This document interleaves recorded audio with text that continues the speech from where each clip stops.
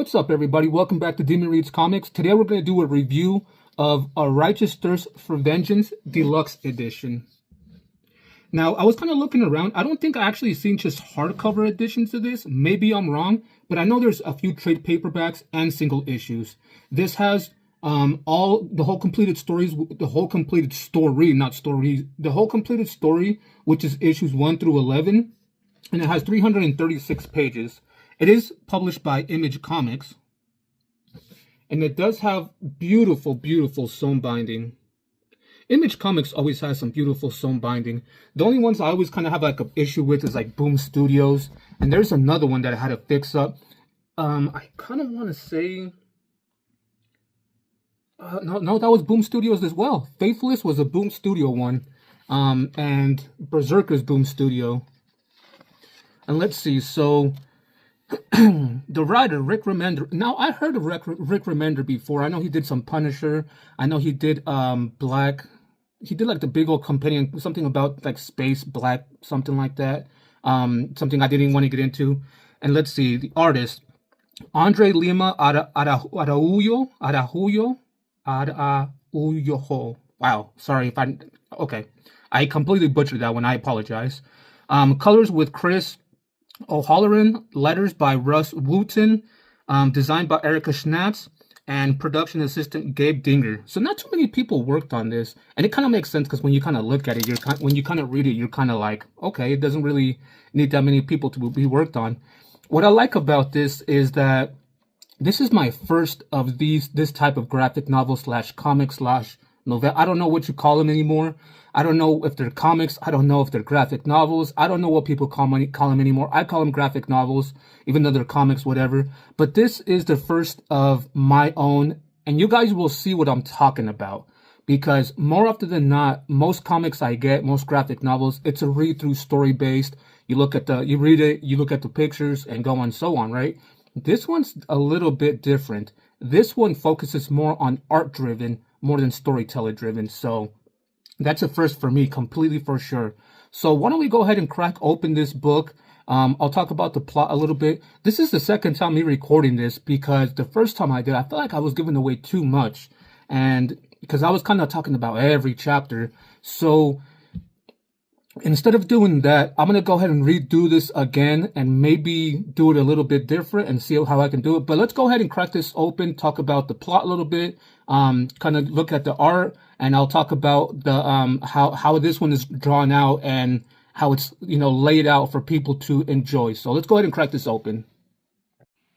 Alrighty, guys, let's go ahead and crack this open and talk about the story a little bit. This one's going to be a little bit hard to, like I said, to talk about just because it's more art-driven more than anything else. And I have a lot of questions with it as well. So let's go ahead and crack this open. I love this color of end sheet right here. It's like a grayish teal, bluish tint. I don't know. It's a nice color. And then we have a complete blank page, separating the end page to the title page, which is a first for me as well. So then we got the content creators. This is the name right here that I was having a hard time saying. Araujo? Man. Araujo, maybe? It's a weird one. I know it's an Italian name. So anyway, Righteous Thirst for Vengeance. What is it about? Well, first and foremost, I want to let you guys know that the main character right here looks exactly like Benedict Wu, which, if you guys don't know who he is, he plays Wong in the Marvel. He's the Sorcerer Supreme, actually, instead of Doctor Strange. So yeah, Wong looks like exactly like Wong. I don't know if it is or not, or if they based it off of him. But we get introduced to that character, right? We don't actually find out his name until like 6 issues in. His name is Sonny Wen. And what's weird is we don't actually know. It's weird because I've read it once, and I kind of started seeing some reviews online, and they say he's a insurance investigator. I don't know if he is that for sure or not, because I don't know if this explained it or not. Maybe I missed something. But so he's either a private investigator, he's an insurance investigator, or he's an assassin as well. I don't know which one it is. So let's go ahead and just say he's a normal guy for my part. It's based off in Vancouver, British Columbia. And as we see here, there's barely any text for us to read. It really is art driven. And with this, it's just like you're watching a movie. The way that's laid out, you know exactly what's going on. You get, you know, that he's in Chinatown. Then you see him coming out of his apartment, and you see that it starts raining on him. He runs, and he forgets an umbrella. He gets an encounter with some old people getting on the bus. And then when he's on the bus, he's kind of chilling, looking at his phone. He looks at his cigarettes. They're wet. And he gets off to go buy more cigarettes. He goes to a store right here. When he goes into the store, he bumps into somebody, a specific person actually. And he sees duct tape, Drano. And he gets upset at first and kind of has this discussion with this guy. And he's like, oh, I'm sorry, you know what? I'm just having a bad day. Guy's like, you know what? They kind of creep up on you. They kind of go on with their day. And he goes and buys cigarettes. They don't have the ones he wants. He gets different ones. Goes out to the bus stop again. Encounters this kid looking at this bird that's dying. The kid's like, should I go over there and, end its misery? Or should I just leave it alone? Something about being at the right place at the right time, that kid was saying. But the kid doesn't do it, and it doesn't end up doing anything, and neither does Sonny. They both get on the bus, and they kind of drive away. But Sonny comes back and takes care of the bird, because he shouldn't be suffering. So then, this is right here where I still don't know if he's an assassin or not, or nothing like that. But he eventually gets off of the bus, and right before the bus pulls up, there's a car leaving. He doesn't see the car, but he gets off the bus. He goes up to the house where the car was coming out of, and he goes into the house. Knocks on the door, opens the door, looks inside, things like that. And then he comes across this brutal murder that just occurred. And the way that they're tied up with the duct tape, with the Drano, he came to realize that it was the same guy that he had bumped into earlier at the supermarket. So because he knew this was a professional job, he was like, oh, I shouldn't be here. He starts wiping everything down, no traces of him being there, which this is what gets me thinking he must be an assassin, because how would he know to wipe his fingerprints down and things like that as well, right? So when he leaves, he kind of runs across a muddy field and leaves his footprints. And that's kind of where the story, begins. Before I go any further, I do want to say there's this corporate guy. Actually, I think I'll tell you about this later here. So then hours later, he goes back to his apartment. He goes into this right here is kind of another thing that I didn't pay attention to too much until later on. He gets a Vancouver Medical Lab urgent test results, but he throws them away. He never looks at him. And that kind of plays an important part later on. And so he goes into his house. He kind of gets into he gets cozy. He gets a knife. He pulls his little entertainment center, bag, lifts open a floorboard, takes out a USB, plugs it in, and I think it's called the dark web that he gets into. And he's looking at the dark web jobs that just got done. And he sees that it's the couple that he just witnessed.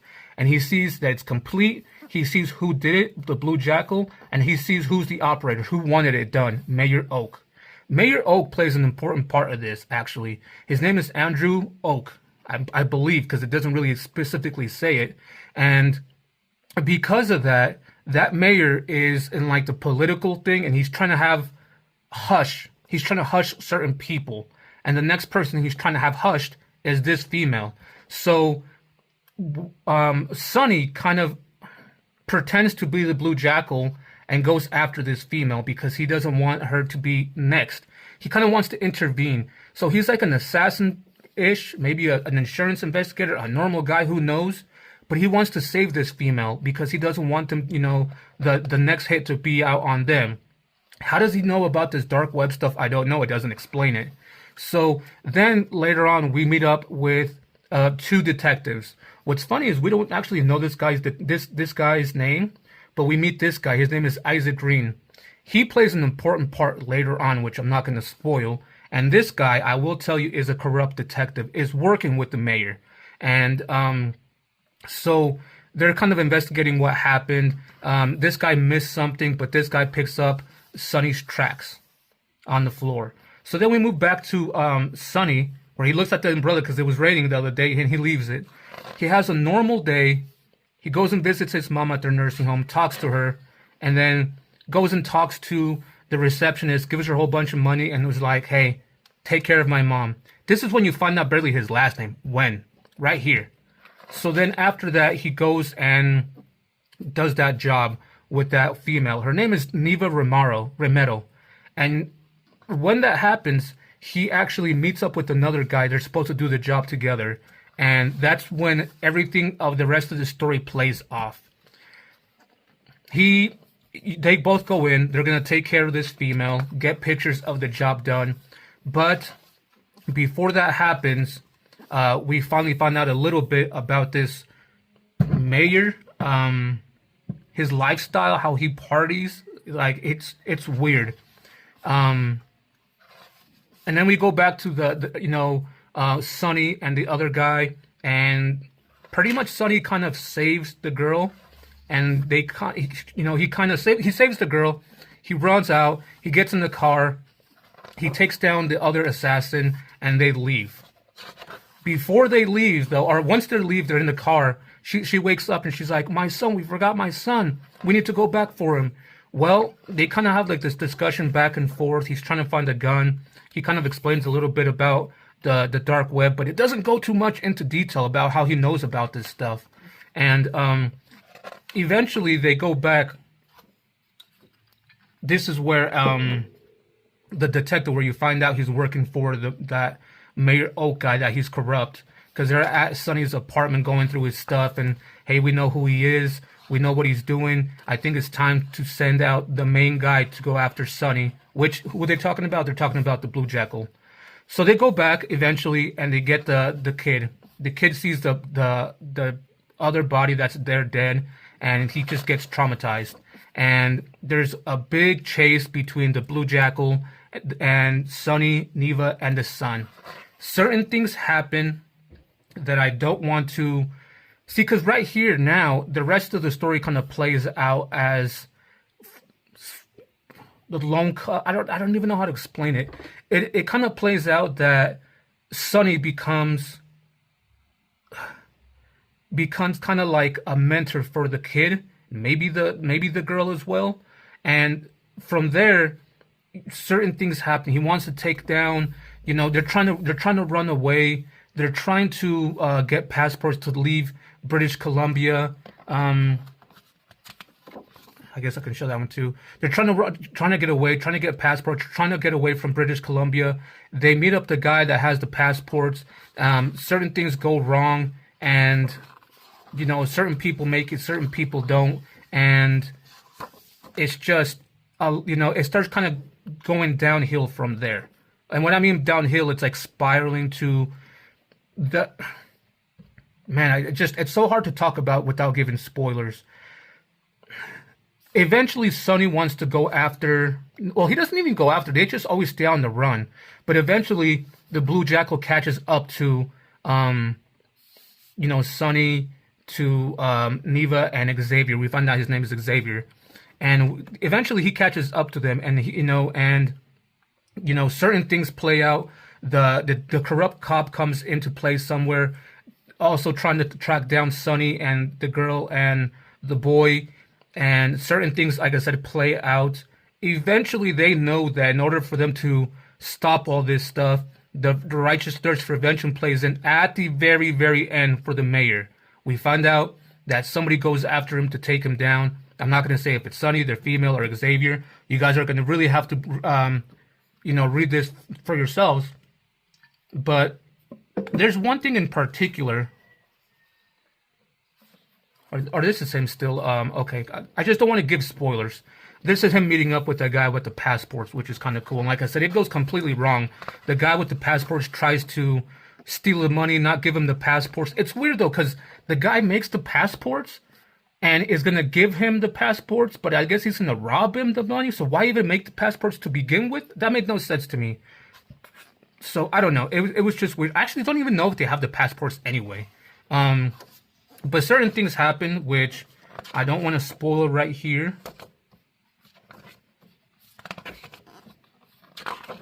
But there's a certain thing that happens This guy that he saw earlier at that bar saves them. I'm not gonna say who all he saves, but then it goes to 6 months later. They're kind of like this camp outside of the city. They've been there for 6 months, and this kind of this part didn't make sense to me, but it kind of did towards the end, because this is where the Blue Jackal comes back in and kidnaps Xavier, and so Sonny kind of goes after him, trying to save him. They have a big old confrontation, and I'm not gonna spoil if he takes down the Blue Jackal, if he doesn't, and what happens. I'm not gonna go into all that at all. But it was a weird one, but it was nice seeing the relationships built between Sonny, between Xavier, between this guy named Jim, between all the people that are living in this kind of like camp. And so it was kind of nice seeing that. So after the events that happened there at the camp of the events that happened at the camp, and if somebody saves the other person, I don't want to spoil. They finally escape, and they go, they actually finally do leave British Columbia, actually. I can show this part as well, too. This is cool, too.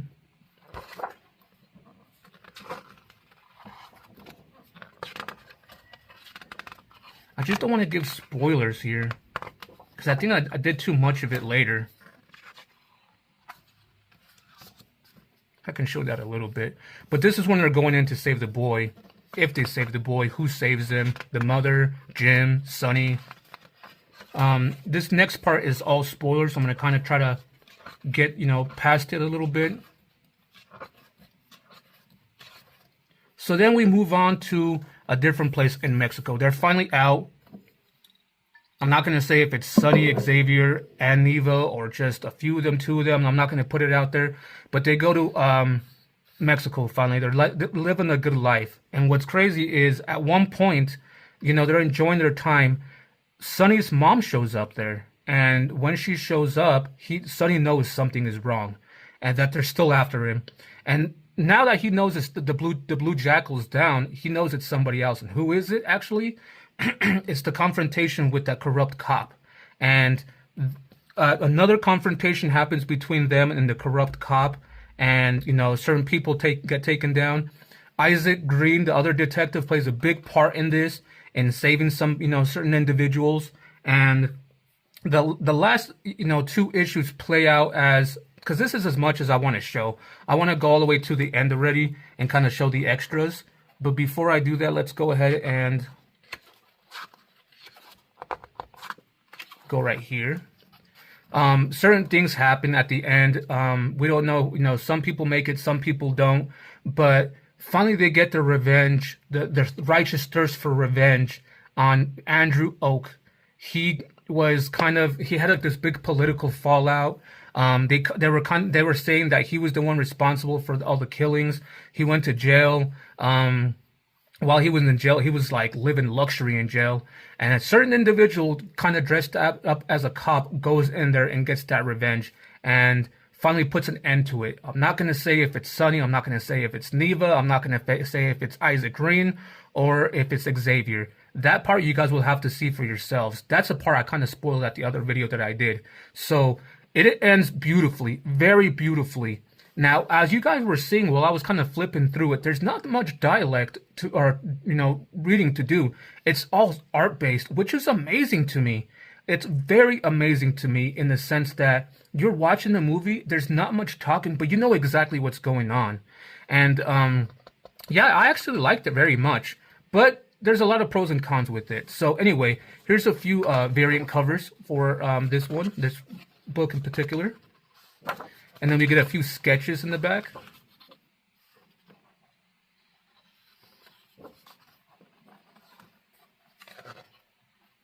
It's weird that half of the people that you actually meet, you don't even know their names. I mean, we get Sonny. We don't even know his mom's name. We get this guy's name is Jim. We get Neva Romero. We get Xavier Romero. We get the Blue Jackal. That's all we know about him. But the other assassin that, before when Sonny went in with another guy to go kill Neva, we don't even know his name. It's just there's a lot of names we don't know, and I think they did that on purpose. But wasn't my biggest pick. It wasn't my cup of tea, not knowing who's who and things like that. And that's kind of a spoiler right there. And after that, after these little sketches, we move on to the scripts. There's a lot of scripts right here. They were talking about how they were making it, what they did. I don't really want to bore it because it's a lot of script actually. And then after that, it goes on to the biography at the end. And that's where I want to leave that. I kind of want to leave it open-ended for you guys to read for yourself and enjoy it. I think I gave a pretty good pitch for the plot. I didn't give too much away this time around, so let's go ahead and close this book out and do the rating and see what you guys think of me, what rating I give. Alrighty guys, so before I do the rating real quick, let's do a quick recap of this. This is a Righteous Thirst for Vengeance Deluxe Hardcover Edition. Now, like I said, this was my very first time encountering a book like this where it's all art driven and a little bit of, where it kind of dialect, I guess you can say, text and things like that, word bubbles. And so that was a new one for me. And it was kind of cool. Like, I enjoyed the way it worked. I liked it. Like, there was so much to it, but not enough to be like, oh, I know exactly what's going on. Because at some points I was like, I knew what was going on step by step, but I just didn't know a lot more. Like, for example, I don't know much about Sonny. Like, I've read a lot of people, what they were saying online. Some reviews saying he was an investigator, an insurance guy. Like, where does it show that he's an insurance person? Where does it show he was actually an assassin? Maybe because he was, he has access to the dark web, but that doesn't explain him being an assassin. And then him going out and saving that, Neva doesn't explain that he's an assassin per se either. Like, he took up the job as the Blue Jekyll, so he wasn't an assassin himself. So that left it wide open. I don't know anything about that. Now, other questions I had to it, some of the pictures, if you pay attention to it, it does kind of explain it. But, like, for example, the mayor thing, the whole political thing, it doesn't explain what in the political campaign he is, a mayor what, why he's doing it, nothing. It kind of leaves that blank. The assassinations, it does kind of explain that a little bit. He was trying to hush people down. That's why those things were happening. But there's just a lot that it doesn't explain. And it doesn't explain it because you don't get a lot of dialogue to it. And because you don't get a lot of dialogue to it, you kind of get, left with a lot of questions more than answers. Like I said, I kind of believe that they did that on purpose for us. So I wasn't a big fan of that. I love the art, and that's all I can really say about it, that you're pretty much watching a movie with, pretty much not really reading anything. So initially I wanted to give this a 2. But the more I was thinking about it, the more I was like, wow, like, this is the first time I kind of seen something like this where I knew kind of what was going on. I knew the story was moving forward. I knew about this person a little bit. So I gave it a 2.5. But because I don't want to give 2.5s or 0.5s anywhere, I moved it up to a 3. I rounded it up to a 3. So I'm going to keep this book for now. Now, would I say that I'm not like I'm keeping this book for sure? No, I'm keeping it for now. And I'm going to give it one more reread. Maybe I missed a few things. Maybe like the details didn't catch me to be like, wow, I missed that. Wow, this is actually cool, actually. So I'm keeping it for now. I'm going to give it a reread, and if it's still a 3 at that, and it may drop down, I'm going to end up getting rid of it. And so, yeah, I'm giving this a 3 for now out of 5. A 3 out of 5. I know a lot of people love this book. I know, a lot of people praise Rick Remender's work. I actually enjoyed it, like I said. It's just, it didn't pull me in enough to be like, wow, this was such an amazing read. No, like, it just left so many things open for me, maybe for interpretation for people, and that's why it didn't do it for me. There wasn't enough text to fill in the blanks for me. The art moved the story forward, but that was about it. That's why I wasn't like, oh my god, this is something I love. So, anyway, guys, that's the review for this book. I hope you guys liked the review. I try to keep it, like I said, I try to keep it less spoiler-friendly than I did with my last video, so that's why I remade it. So anyway, guys, I hope you guys liked it. If you guys did, please leave a like. It really helps build my channel up. Let me know in the comments down below if you guys like this book and what you guys liked about it now that I read it. Please try not to give too many spoilers in the comments for other people that haven't read it. But yeah, let me know if you guys liked it, if you guys didn't. If you guys have any recommendations, let me know in the comments down below. I'm more than welcome to look at other, graphic novels, comics, things like that, and, keep going there. The next book I'm going to be checking out and reading is Y the Last Man. I'm going to be reading them in compendium format, so be on the lookout for those.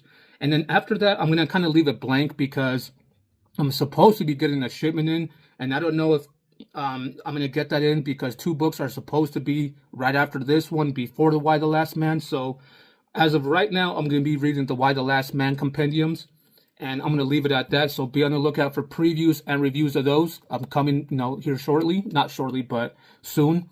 All that being said, guys, like I said, I hope you guys enjoyed it. I appreciate everybody that's been watching, been liking the comments and everything. If you guys haven't done so already, please subscribe to the channel. It really helps build my channel up more and more. And I appreciate everybody that has already subscribed. Thank you very much from the bottom of my heart. All that being said, guys, take care, stay healthy, and we'll see you guys on the next one.